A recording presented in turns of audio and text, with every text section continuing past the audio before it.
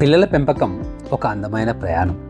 కానీ ఆధునిక ప్రపంచంలో ఆ ప్రయాణాన్ని సులభతరం చేసుకోవడానికి మనం ఎంచుకునే కొన్ని దారులు తెలియకుండానే మన పిల్లల భవిష్యత్తుకు ముళ్ళపాట్లు వేస్తాయి. నా స్నేహితుడు సుధాకర్ కథ కూడా అచ్చం అలాంటిదే. అతను తన పిల్లలకు ప్రేమగా దగ్గర అవ్వాలనుకొని తెలియకుండానే వారిని ఒక 5 అంగుళాల తెర వెనుక బందీలుగా ఎలా మార్చాడో, చివరికి ఏ విధంగా తన ప్రేమకు దగ్గర చేసుకున్నాడో తెలిపేదే ఈనాడు మనం చెప్పుకోబోయే కథ. Welcome to my channel Srinivas shop smile. అది ఒక ఆదివారం సాయంత్రం. చాలా కాలం తర్వాత నా స్నేహితుడు సుధాకర్ ఇంటికి వెళ్ళాను. కాఫీ తాగుతూ పాత కబుర్లు మాట్లాడుకుంటున్న ఆ సమయంలో వాళ్ళ పిల్లలు శ్రేయ, రోహన్ వచ్చి నాన్న ఆడుకుందాం రా అని సుధాకర్ను లాగడం మొదలుపెట్టాను. వాళ్ళ అల్లరి చూడడానికి ముచ్చటగా అనిపించింది. కానీ సుధాకర్ తన కుర్చీ నుంచి లేచి, వేణు ఒక్క నిమిషం కూర్చో అని చెప్పేసి తన జేబులోంచి స్మార్ట్ ఫోన్ తీశాడు. ఒక కార్టూన్ వీడియో పెట్టి, చూడండి నాన్న, ఫ్రెండ్తో మాట్లాడి వచ్చేస్తాను, అల్లరి చేయొద్దు, సైలెంట్గా ఈ వీడియో చూసుకోండి అని చెప్పి పిల్లల చేతిలో ఫోన్ పెట్టాడు. అంతే, క్షణాల్లో ఆ సందడి అంతా మాయమైంది. 2 పిల్లలు ఆ ఫోన్కు అతుక్కుపోయి సోఫాలో ఒక మూలన కూర్చున్నారు. ఇల్లంతా నిశ్శబ్దంగా మారింది. చూసావా, ఈ రోజుల్లో పిల్లల్ని కంట్రోల్ చేయాలంటే ఇదొక్కటే దారి అని సుధాకర్ నాతో నవ్వాడు. అప్పుడు అది ఒక పెద్ద విషయంగా అనిపించలేదు నాకు. మా సంభాషణకు ఎలాంటి ఆటంకం కలగకుండా హాయిగా సాగిపోయింది. కానీ కొన్ని నెలల తర్వాత మళ్ళీ సుధాకర్ ఇంటికి వెళ్ళాను. ఈసారి నేను ఇంట్లోకి అడుగు పెట్టగానే పిల్లలిద్దరూ అంకుల్ వచ్చారు అని పలకరించడం మానేసి, నాన్న ఫోన్ ఇవ్వు అని సుధాకర్ చుట్టూ చేరారు. వాళ్ళ దృష్టి నా మీద లేదు.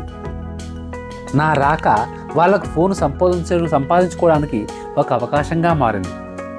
సుధాకర్ కూడా ఏమీ ఆలోచించకుండా యథాలాపంగా ఫోన్ వాళ్ళ చేతిలో పెట్టేసి నాతో మాటల్లో పడ్డాడు. ఆ రోజు కూడా ఇల్లు నిశ్శబ్దంగానే ఉంది. కానీ ఆ నిశ్శబ్దంలో ఏదో తెలియని అసహజత్వం నాకు కనిపించింది.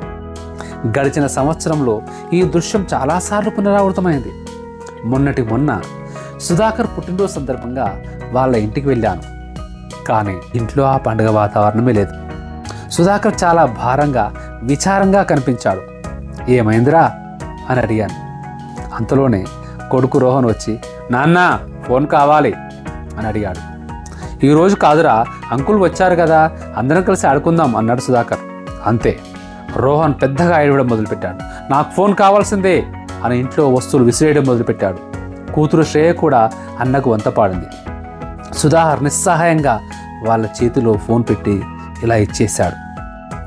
పిల్లలిద్దరు దాన్ని తీసుకొని వేరే గదిలోకి వెళ్ళి తలుపు వేసుకున్నారు.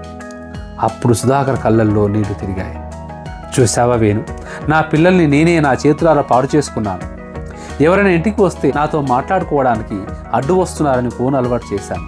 ఆనాటి ఆ చిన్న తప్పే ఈరోజు ఎంత పెద్ద వ్యసనంగా మారింది. ఇప్పుడు అన్నం తినాలన్నా ఫోనే, హోంవర్క్ చేయాలన్నా ఫోనే. వాళ్ళకు ఫోన్ కావాలి, పక్కన మనుషులు ఉన్నారనే ధ్యాస కూడా ఉండట్లేదు. వాళ్ళ బాల్యాన్ని 5 అంగుళాల తెరలో నేనే బందీ చేశాను. ఇప్పుడు ఎలా బయటకు తీసుకురావాలో తెలియక ప్రతిరోజు నరకం అనుభవిస్తున్నాను అని బోర్న విలపించాడు. నాకు ఏం చెప్పాలో అర్థం కాలేదు. ఒకప్పుడు తన సంభాషణకు అడ్డు వస్తారన్న బాధపడ్డ సుధాకర్ ఇప్పుడు తన పిల్లలు తనతో మాట్లాడడం లేదని బాధపడుతున్నాడు. సుధాకర్ బోర్న విలపిస్తుంటే చూసి తట్టుకోలేక అతని భుజం మీద చేయి వేసి, సుధాకర్, జరిగినదానికి బాధపడి లాభం లేదు. చేతులారా తాళం వేశానని వదిలేవేయకు. ఆ తాళాన్ని తెరిచే తాళం చెవి కూడా నీ దగ్గర ఉంది అన్నాను నేను. ఏంటది, ఏం చేయాలి నిస్సహాయంగా అడిగాడు. చాలా సులభం. నువ్వు వాళ్ళ చేతిలోని ఫోన్ను లాక్కోవద్దు, నీ చేతిని వాళ్ళకు అందించు. ఫోన్కు ప్రత్యామ్నాయం ఫోన్ కాదు, నువ్వే. ఫోన్ ఇచ్చే వినోదం కంటే గొప్ప అనుభూతిని నువ్వు వాళ్ళకి ఇవ్వాలి. ప్రయత్నిస్తావా అని అడిగాను. ఆ మాటలకు సుధాకర్ కళ్ళు తుడుచుకున్నాడు. అతనిలో ఏదో కొత్త సంకల్పం కనిపించింది. ఆ రోజు రాత్రి సుధాకర్ పిల్లలున్న గదిలోకి వెళ్ళాడు. వాళ్ళిద్దరూ చెరొక ఫోన్లో తలదోచి ఉన్నారు. అతను వాళ్ళను తిట్టలేదు, ఫోన్లు లాక్కోలేదు. మౌనంగా వాళ్ళ పక్కనే కింద కూర్చొని తన చిన్ననాటి ఫోటో ఆల్బమ్ తీశాడు. ఈ ఫోటోలో ఉన్నది ఎవరో తెలుసా? మీ నాన్న. అచ్చం ఇలాగే ఉన్నాడు కదా రోహన్ అని తనలో తనే మాట్లాడుకుంటున్నట్లుగా ఉన్నాడు. పిల్లల నుండి మొదటి స్పందన లేదు. సుధాకర్ ఆపలేదు. ఇక్కడ చూడు శ్రేయ, మీ అమ్మ నన్ను మొదటిసారి చూసినప్పుడు తీసిన ఫోటో ఇది. అప్పుడు తను ఎంత సిగ్గుపడిందో తెలుసా అంటూ చిన్నగా నవ్వాడు. ఆ మాటలోని ఆప్యాయతకు, ఆ నవ్వులో నిజాయితీకి కూతురు శ్రేయ మెల్లగా ఫోన్ పక్కన పెట్టి తండ్రి దగ్గరకు జరిగి ఆల్బంలోకి తొంగి చూసింది. ఆమె కళ్ళల్లో ఆసక్తి. కొడుకు రోహన్ చేతిలో ఫోన్ ఉంది, చెవిలో ఇయర్ఫోన్స్ ఉన్న ఈ సంభాషణ అతని దృష్టిని కూడా ఆకర్షించింది.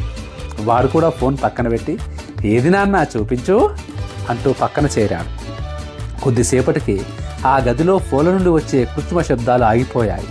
పాత జ్ఞాపకాలతో నిండిన నవ్వులు, కేరింతలు మొదలయ్యాయి. చూశారా మిత్రులారా, ఆ రోజు నేను ఒక అద్భుతాన్ని చూశాను. ఆ అద్భుతమే ఇది. ఒకప్పుడు పిల్లలు అల్లరిని ఆపడానికి ఫోన్ను అడ్డంగా పెట్టిన నా స్నేహితుడు ఇప్పుడు ఫోన్కు తన పిల్లలకు మధ్య తనే ఒక అందమైన అడ్డుగోడగా మారాడు. గుర్తుంచుకోండి, టెక్నాలజీ అనేది ఒక ప్రవాహం లాంటిది.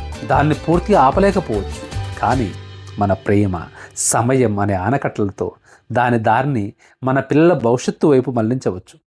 పిల్లల చేతిలోని ఫోన్ని లాక్కోవడం కాదు పరిష్కారం, వాళ్ళ మనసులను మన వైపు లాక్కోగలగడమే నిజమైన విజయం. ఆ రోజు ఆ గదిలో ఒక మొలన పడి ఉన్న ఆ 2 స్మార్ట్ ఫోన్లో స్క్రీన్ లైట్లు ఆగిపోయాయి. కానీ చాలా కాలం తర్వాత సుధాకర్ కుటుంబంలో అసలైన వెలుగు మొదలైంది. ఎందుకంటే ఫోన్ స్క్రీన్ వెలుగు కంటే పిల్లల కళ్ళల్లో మెరిసే ఆనందం 1000 రెట్ల ప్రకాశవంతమైనది. అటువంటి అమూల్యమైన సహజమైన చిరునవ్వుల విలువను అందరికి పంచాలన్నదే మన శ్రీనివాస్ షో ఆఫ్ స్మైల్ ముఖ్య ప్రయత్నం. బాయ్ ఫ్రెండ్స్, కొత్త కథతో మళ్ళీ కలుద్దాం. ఇక ఉంటా ఫ్రెండ్స్, బాయ్ బాయ్. మీ శ్రీనివాస్ ఆలకుంటా.